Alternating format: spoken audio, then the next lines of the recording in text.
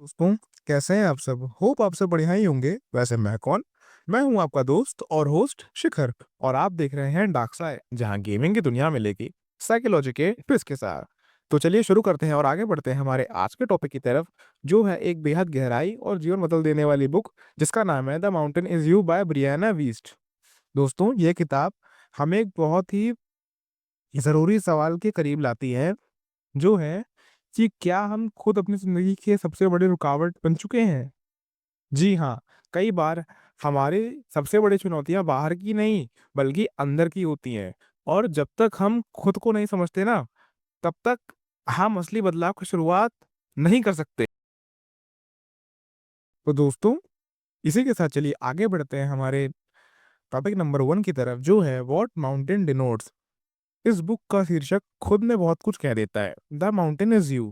यह पहाड़ आपके जीवन की कठिनाइयों का प्रतीक है, लेकिन ब्रियाना ये कहती हैं कि यह पहाड़ कोई बाहरी चीज नहीं है, बल्कि आप खुद हैं। आपकी पुरानी सोच, डर, आदतें और वह हर चीज जो आप अंदर से महसूस करते हैं ना, वो सब मिलकर आपके सामने एक पहाड़ बना देती हैं। पर इस पहाड़ का उद्देश्य सिर्फ रुकावट बनाना नहीं है। इसका असली मकसद होता है ना, कि आप उसे पार करें और खुद को बदलें। You are not broken, you are breaking through. Topic number 2 आता है हमारा सेल्फ सैबोटेज। दोस्तों, सेल्फ सैबोटेज तब होता है जब हम कुछ अच्छा करना चाहते हैं, जैसे बेहतर जीवन, अच्छी आदतें, सफलता, लेकिन हमारा जो दिमाग यानी कि जो सोच है वो उस दिशा में काम नहीं कर रही होती। कभी आपने ऐसा महसूस किया कि जैसे आप खुद ही अपने पैरों पे कुल्हाड़ी मार रहे हो?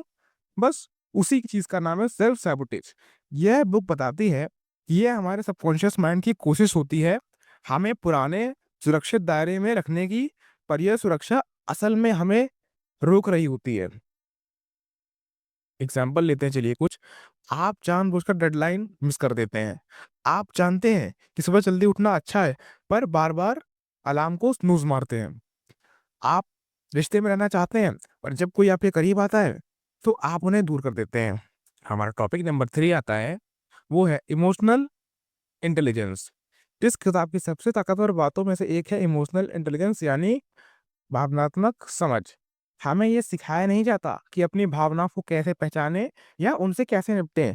ब्रियाना कहती हैं, असली हीलिंग तब होती है जब हम खुद से भागना बंद कर देते हैं। जब हम डरते हैं, हम टालते हैं।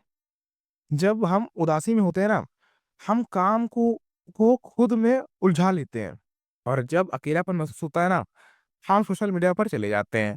पर अगर हम इन भावनाओं के साथ बैठना सीख जाएं, उन्हें महसूस करें, समझें, तभी असली बदलाव होता है। Healing is not about feeling better, it's about becoming better at feeling.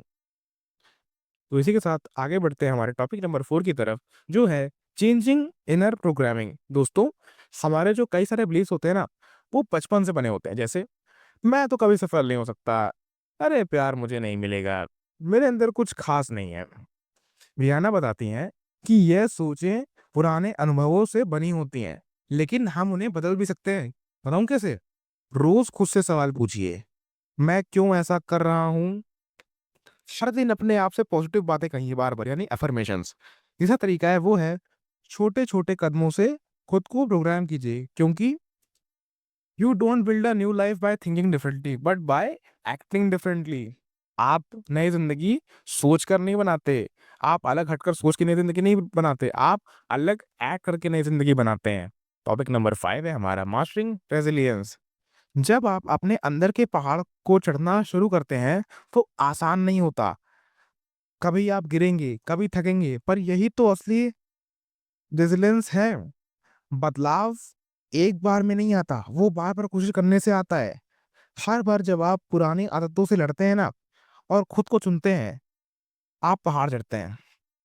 इसी के साथ आगे बढ़ते हैं हमारे टॉपिक नंबर 6 की तरफ, जो है खुद से दोस्ती करना, to friendship with self. Brianna कहती हैं कि इस यात्रा में सबसे ज़रूरी चीज़ है खुद के साथ एक गहरा रिश्ता बनाना। जब आप खुद को समझते हैं, तब आप दूसरों को भी समझने लगते हैं।